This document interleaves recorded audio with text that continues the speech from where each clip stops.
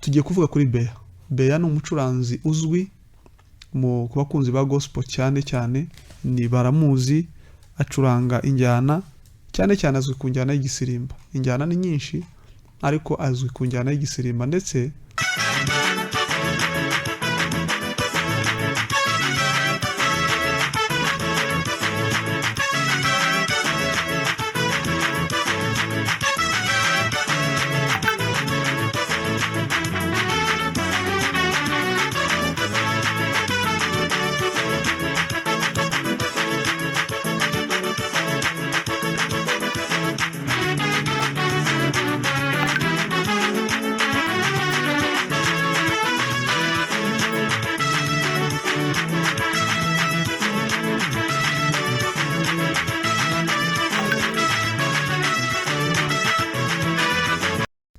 mureke mbabwire ikintu kimwe namenye: iyo ukora ikintu kitari mu mpano yawe, ari ibintu wishakishirije ubwawe, iyo ugize impamvu ituma uvugwa nabi cyangwa uharabikwa n'abantu, urazima.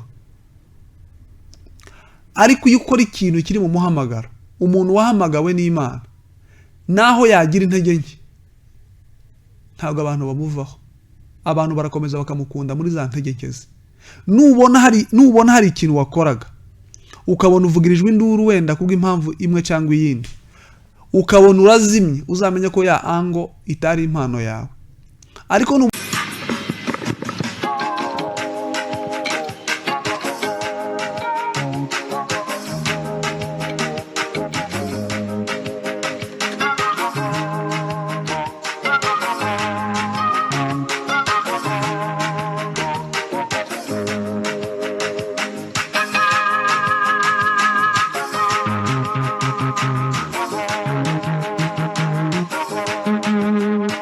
hari umuziki ari cyo Beya yavuze, ngira ngo tugarukeho gatoya.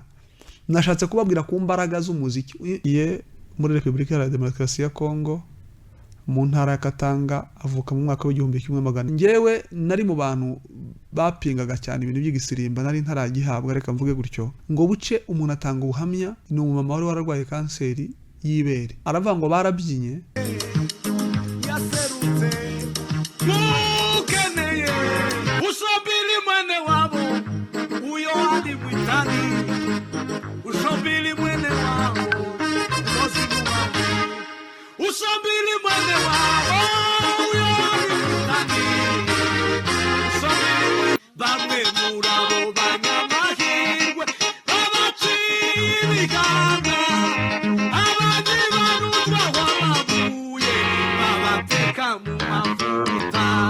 ndetse no hanze, arazwi nk'umucuranzi ukomeye. Beya ashobora gucuranga mwashwanye, ukamubabarira nta mbabazi aragusaba, kandi uko ni ukuri mvuze ku bantu bakunda igisirimba. Niki abantu nk'aba bahawe zino mpano? Yarabyivugiye ubushize, yavuze ikintu gikomeye. Yaravuze ati hari ugucuranga ko kwiga, hakaba no gucuranga kw'impano. Aravuga ati njyewe ntago ndi umucuranzi w'umwiga wabyize, ndi umucuranzi w'umunyempano. Atanga n'urugero, aravuga ati njyewe, mureke mbabwire kino kintu, hari igihe umuziki unzamo.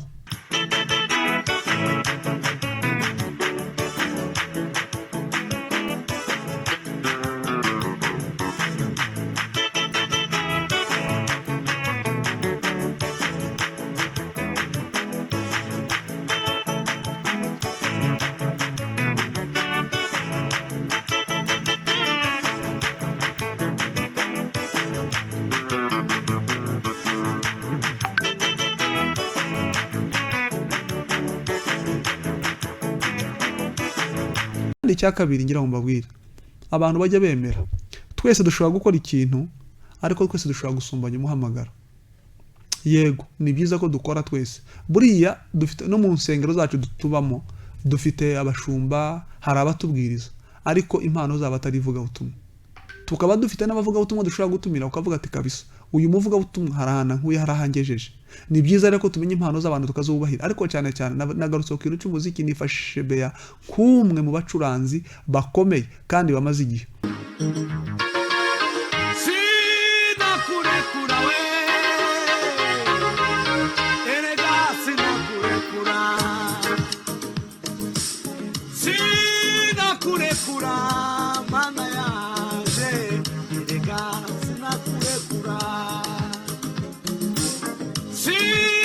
sinakurekura erega sinakurekura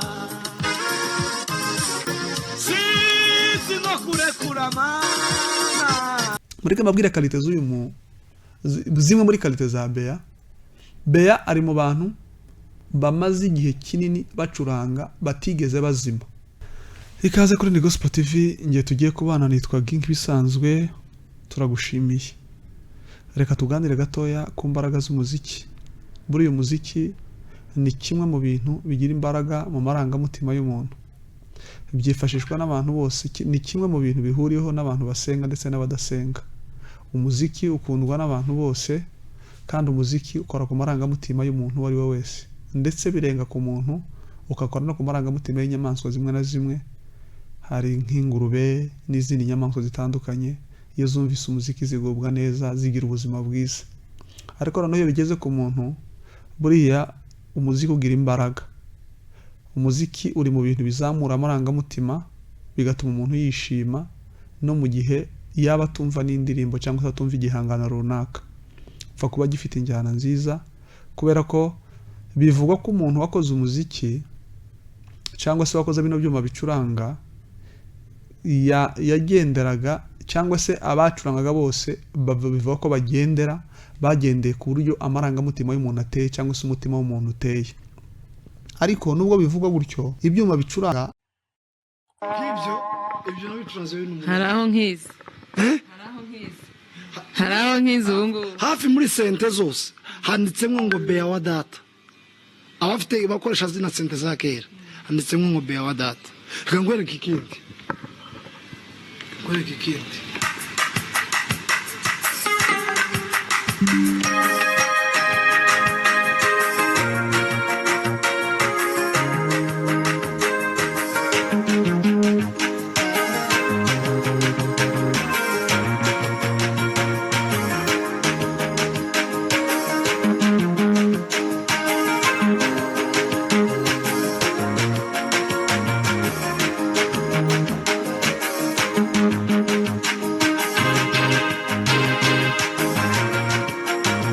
ntabwo igihe byatangiriye ntabwo kizwi, bimeze nk'ibyatangiranye n'umuntu. Iyo usomye nka Bibiliya twe tuyifashisha, usanga ko kuva kera kose abami baracurangirwaga. Uretse n'abami b'Abisirayeli ndetse n'abami ba mbere y'abami b'Abisirayeli ahatandukanye mu isi, yaba muri za Egiputa, zaba i Babuloni n'ahandi hantu hatandukanye, abami baracurangirwaga. Bivuge ngo umuziki ntabwo ari uwa none, kubyina si ibya none, kandi si iby'abakijijwe gusa cyangwa se abadakijijwe, ahubwo ni ubuzima bw'umuntu, kubera ko umuziki ni pati y'ubuzima bw'umuntu. Rero uyu munsi tugiye kwifashisha, tugiye kuvuga kuri Bea ni umucuranzi uzwi ku bakunzi ba gospel cyane cyane, ni baramuzi, acuranga injyana cyane cyane, azwi ku njyana y'igisirimba. Injyana ni nyinshi ariko azwi ku njyana y'igisirimba, ndetse njye ku bwanjye ubabwira mufata nk'umwe mu bantu ba mbere b'abacuranzi b'igisirimba. Yitwa Bea, ariko ubundi ni Gasore Blaise, niyo mazina ye bwite, yitwa Gasore Blaise. Yavukiye muri Repubulika ya Demokarasi ya Kongo, mu ntara ya Katanga, avuka mu mwaka w'1988. Uyu tubabwira ni umuramyi, kandi nawe ni igisirimberi. Uretse kuba ari umucuranzi gusa, afite n'ibintu byinshi afite by'umwihariko, ariko wenda tuza kubigarukaho byose. Gusa ni umugabo, arubatse, yashatse tariki 19 z'ukwa karindwi 2015 nibwo yashatse. Yakoreye ubukwe, cyangwa se yashakiye mu gihugu cya Kenya, mu mujyi witwa Nairobi, niho yakoreye ubukwe. Uyu Gasore Blaise azwi cyane nk'umwe mu bantu bafasha abantu mu kuzamura amarangamutima yabo, cyangwa se iyo acuranze iyo njyana yitwa igisirimba, abantu benshi bakorwaho, bakanezerwa, bakishimira Imana. Nanjye nababwiye ko ndi mu bantu bemera igisirimba cye kandi bakorwaho n'umuziki we. Buriya umuziki nk'uko twabikubwiye, abami baracurangiwe kera, kuva kera kose baracurangirwaga. Ariko hari ahantu muri Bible hantangaje. Bibiliya iravuga ngo umwami w'Abisirayeli igihe kimwe reka wenda tugusomere muri Bible biravanga mu mwaka wa 18 wo ku ngoma ya Yehoshafati. Yehoshafati yari umwami w'abayuda. Yehoramu mwene Ahabu yimye mu Bisirayeli i Samariya, amara imyaka 12 ari ku ngoma, ariko akora ibyangwa n'Uwiteka. Icyo turi gusomera aya magambo, ndashaka kukumvisha imbaraga z'umuziki cyangwa se imbaraga zo gusirimba. Abantu benshi hari igihe bavuga ngo ariko ubundi ngo mwe ngo muba mubyina mute. Ndatekereza ko ari nabyo bintu byagaruye amarangamutima menshi. Ejo bundi bituma havuga ibintu byinshi kuri Pastor Solange, avuga ku kintu cyo kubyina. Buriya kubyinira Imana ni kimwe mu bintu bifite imbaraga, bikora ku marangamutima y'abantu, bishobora gutuma umuhanuzi ahanura atarabifite, bacuranze gusa. Bivugwa ko uyu mwami w'abayuda w'Abisirayeli, umwami w'abayuda n'umwami wa Edomu, bagiye guhanuza ku muhanuzi Elisa. Bamugezeho, ntitugiye mu nkuru ndende, wenda nanze kubasomera Bibiliya Yesu kivuga, gusa ni mu gitabo cy'Abami ba kabiri ibice 3, uhere ku murongo wa mbere umanuke, uraza kumva aho Bibiliya ivuga ngo umuhanuzi noneho amuzanye agicuranga. Bibiliya ivuga ngo agicuranga ijambo ry'Uwiteka riza kuri Elisa, cyangwa se ubuhanuzi burururuka. Agicuranga gusa, agikora ku nanga, agitangira gucuranga, ubuhanuzi burururuka. Bishatse kuvuga iki? Bea kubera iki twamwifashije cyangwa se twamufashe? Abantu benshi bakunda njyewe mfite ibintu byinshi mushima, ari mu bantu bemera ko bazi gucuranga kandi koko arabizi. Wenda uragenda wumva mu tuntu yagiye ducurangira dutandukanye, n'umwe mu bantu bashobora guhindura indirimbo mu gihe bari gucuranga, akagenda yadapta, mugahindura indirimbo agahindura umuziki, mugahindura indirimbo agahindura umuziki, bino bagenda baririmba uduce yifitemo izo mbaraga zo guhindura ku muvuduko wa muririmbyi ugenda aririmba. Icya kabiri, acuranga igisirimba ku rwego rubyutsa amarangamutima, na wa muntu utazi kubyina, utabasha gupfa kunyeganyega, akihangana agapfa guhaguruka akanyeganyega gahoro. Kubera iki? Igisirimba cyangwa se umuziki umeze nk'ikiyobyabwenge ku bakunzi bawo. Ikiyobyabwenge ni iki? Hari igihe ubyina wari ufite nk'imvune, ugataha avuga atari ko byangendekeye bite, ugasanga ya mvune yiyongereye. Kubera iki? Kubera za mbaraga z'umuziki. Kubera ko iyo amarangamutima yakozweho, hari igihe umuntu yishima akarenza icyo twakwita nk'urugero. Ari nabyo ndi kukubwira hano. Ni wumva wenda gato tukagwenda tugucuranga ukumva imbaraga z'umuziki, mu by'ukuri hari umuziki ari cyo Bea yavuze, ngira ngo tugarukeho gatoya. Nashatse kubabwira ku mbaraga z'umuziki. Umuziki wihariye cyangwa se wisangije gufata amarangamutima y'umuntu ubabaye akishima muri ako kanya kubera imbaraga z'umuziki. Umuziki wifitemo imbaraga, cyangwa wifitemo imbaraga zo gufata amarangamutima y'umuntu wari ufite ibibazo, agasa na wibagiwe, akabyina nimba ari mu rusengero akabyinira Imana, ndetse n'abatari mu rusengero no mu mabwate. Abantu benshi bagira ibibazo bakajya mu mabwate kugira ngo byibura barebe kuko babacurangira bakanezerwa. Kera mu bami ba kera, buri joro ibwami baracurangaga. Iyo batacurangaga byabaga bivuze ngo hari ikibazo gikomeye. Iyo umwami yavuga ngo ntibacurange, yabaga afite umubabaro ukomeye, cyangwa se igihugu cyagize ikibazo. Ariko ikindi gihe cyose umwami yaba hari cyangwa adahari, ibwami baracurangaga. Niyo mpamvu uzamva bavuga ngo icyo gihe wenda ngo igihe bagiye guta Daniel mu rwobo rw'intare, ngo umwami ntiyacurangiwe, ntiyanariye, yanze ibintu byose. Kuvuga ngo kudacuranga ibwami byabaga ari isakrirego, kuvuga ngo abacuranzi babaga bahari ibwami hose bagomba gucuranga kugira ngo abantu babashe kugubwa neza. Twakubwiye ko umuziki ufite imbaraga mu marangamutima. Kuki twagarutse kuri kino kintu? Ndagira ngo mbwire abantu bahora bavuga ngo ariko ubundi ngo bo ni igisirimba gusa. Oya, umuziki ubasha gucurangwa, Imana ijwi, umutima ukanezerwa ukakira Imana, abantu bagahanura. Umutima ukanezerwa ukakira Imana, ibitangaza bigakoreka. Njyewe nari mu bantu bapingaga cyane ibintu by'igisirimba, nari ntaragihabwa, reka mvuge gutyo. Ngo buce umuntu atanga ubuhamya, ni umumama wari wararwaye kanseri y'ibere. Aravuga ngo barabyinye, ngo yagiye nyine yararembye ibere ryara nimba nabyita ko reka dukoresha ijambo wenda nubwo risa n'iri bizarre ko rimeze nk'iryamaze kubara ko ryaranukaga ryarajemo ibisebe binuka.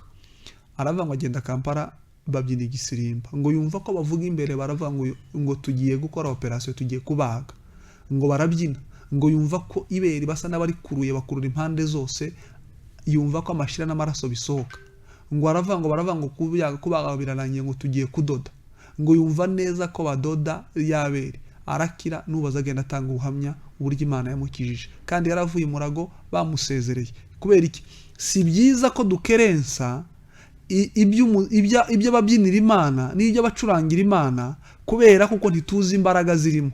Imana ubwayo nizi imbaraga zirimo. Biravuga ngo Dawidi yacurangiye Imana ngo umwiterurago umugore we utari muri ya dimension cyangwa utari muri ya mudu ngo aramuseka atahana ubugumba guhera uwo munsi. Bivuze iki? Iyo tubyinira Imana, iyo dusenga Imana, iyo abacuranzi bacuranga, ni byiza ko twumva Imana kuruta gutekereza abantu no kureba ibindi. Ndetse no mu gisirimba nibigukundira ujye usirimba urimo witekereza usengera kuri bya bintu bya we gusirimba fo gusirimba gukoresha imbaraga n'ibindi oya umuziki ufite imbaraga. Rero Gasore Blaise twababwiye twamwifashije nk'umwe mu bacuranzi bazwi banditse izina bitari mu Rwanda gusa bitari mu karere gusa ndetse no hanze arazwi nk'umucuranzi ukomeye. Bea ashobora gucuranga mwashwanye ukamubabarira nta mbabazi aragusaba kandi uko nukuri mvuze ku bantu bakunda igisirimba ari mu bantu bacuranga umutima ugakorwaho ukibagirwa amafuti yose cyangwa se ibindi bibazo byose yaba yagukoshereje. Bea ari mu bantu bacuranga waba kuba kunzi b'igisirimba stress ukumva ko zigabanuka umutima ukishimira Imana. Njyewe ibyo bintu bimbaho aracuranga hari n'igihe acuranga na bya bintu byo kubyina ukaba wanahagarara ugakurikira umuziki gusa ukumva ko umutima wawe unezerwa kandi wishima. Rero icyo nashobora gusorezaho ni iki? Abantu nk'aba bahawe zino mpano yarabyivugiye ubushize yavuze ikintu gikomeye yaravuze ati hari ugucuranga ko kwiga hakaba no gucuranga kw'impano. Aravuga ati njyewe ntago ndi umucuranzi w'umwiga wabyize ndi umucuranzi w'umunyempano. Atanga n'urugero aravuga ati njyewe mureke mbabwire kino kintu hari igihe umuziki unzamo innovation mbese ibintu bishya bintibukamo kumva ngomba kubicuranga nabicuranga nkabona birabaye nkabona birakunze nkabona byishimiwe n'abantu. Rero ni byiza ko tumenya ko bari abantu bafite ukuntu baba inspired. Imana hari abantu buriya nkunda kwibona cyane nko mu bihugu byo hanze ubundi umuntu Imana icishamo ngo guhesha ibyishimo nawe ugomba kumuremera utitaye ku bindi bintu byinshi utitaye kuri detail. Ubundi Satani afite ukuntu akora iyo utajya gufasha iyo Satani yagutegura ngo utagira icyo umarira umuntu ujya muri detail z'ubuzima bwe. Ariko ubundi ndagira ngo nkubwire ikintu kimwe numvise ikintu ejo bundi cyantangaje. Umuntu usetsa abantu yaravuze ngo umuntu ukora envelope uruganda rukora envelope ruhabwa agaciro. Aravuga ngo ariko wowe n'uruganda ngo rusetsa abantu hari igihe udashobora kumuha agaciro kandi ari uruganda rusetsa abantu mu yandi magambo runezeza abantu rushimisha abantu. Bivuze iki? Nimba umuntu Imana yaramushizemo impano ugomba kuyimwubahira ugomba kuyisapotinga. Wenda mfashe urugero rwa Bea mu bacuranzi. Bea ni umuntu wo gusapotingwa ntacyo witayeho nimba uri umukunzi w'igisirimba ntacyo witayeho nimba uri umuyumbe ntacyo witayeho nimba uri umukristo ugomba kumusapotinga. Kubera iki? Ni umuntu Imana yashizeho kugira ngo imucishe n'ibyishimo by'abantu benshi. Ni ukuri ari mu bantu bashobora gukora ibintu byinshi wenda ushobora kugayamo ariko yafata umurya yakora ku murya cyangwa se yacuranga ukavuga ngo Imana imubabarire Imana imusange Imana imusubize. Kubera iki? Hari impano y'Imana iri muri we. Mureke mbabwire ikintu kimwe namenye.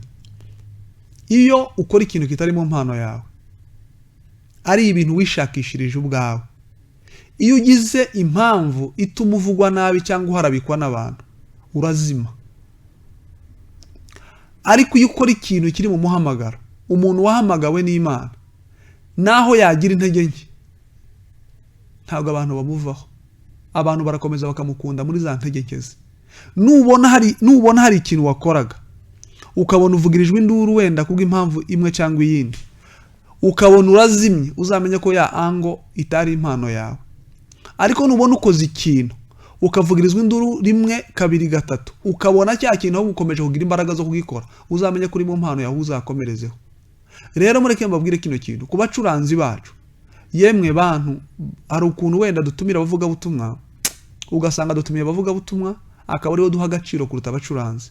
Kandi iyo urebye abacuranzi akenshi ni bamwe mu bantu benshi. Ngewe natangajwe na rino jambo rya Elisa, yaravuze ngo nibamuzanira umucuranzi, ngo bamuzanire umucuranzi ngo acurange gusa, ngo ubuhanuzi buva ku Mana bumuzaho. Imbaraga z'Imana ziza kuki? Ziza kuri Elisa. Birava ngo Elisa aravuga ati, kurahiye Uwiteka uhoraho uwo nkorera, ni ukuri yaba ntaringiriye Yehoshafati umwami w'Abayuda, uraha simba nkuroye n'irihumye, ariko noneho nzanira umucuranzi n'inanga. Nuko baramumuzanira, agicuranga ukuboko k'Uwiteka kujya kuri Elisa, arahanura. Amen. Ngusomeye amagambo iyo mirongo nsomye na Abami ba kabiri nko nabikubwiye, igice cya 3 umurongo wa 14 wa 15, cyane cyane ku murongo wa 15 haravuga ngo, ariko noneho nzanira umucuranzi n'inanga. Nuko baramumuzanira, agicuranga ukuboko k'Uwiteka kujya kuri Elisa. Bishatse kuvuga iki? Iyo umuntu acuranze, niyo mpamvu rimwe na rimwe abantu bacuranga ukabona abantu barahanura. Umuziki wifitemo imbaraga, umuziki ucuranzwe mu izina ry'Imana wifitemo imbaraga zo kumanura ubuhanuzi, umuntu agahanura. Niyo mpamvu abantu nk'aba nabo bagomba kubahwa. No mu gihe dukoze ibiterane, tugomba kubatumira mu buryo buri special. Kubera iki? Kubera ko abantu banezezwa nabo. Kandi icya kabiri ngira ngo mbabwire, abantu bajya bemera, twese dushobora gukora ikintu, ariko twese dushobora gusumbanya umuhamagaro. Yego, ni byiza ko dukora twese. Buriya dufite no mu nsengero zacu tubamo, dufite abashumba, hari abatubwiriza, ariko impano zabo atari ivuga butumwa. Tukaba dufite n'abavuga butumwa dushobora gutumira, ukavuga ati kabisa uyu muvuga butumwa harahana nkuye harahangejeje.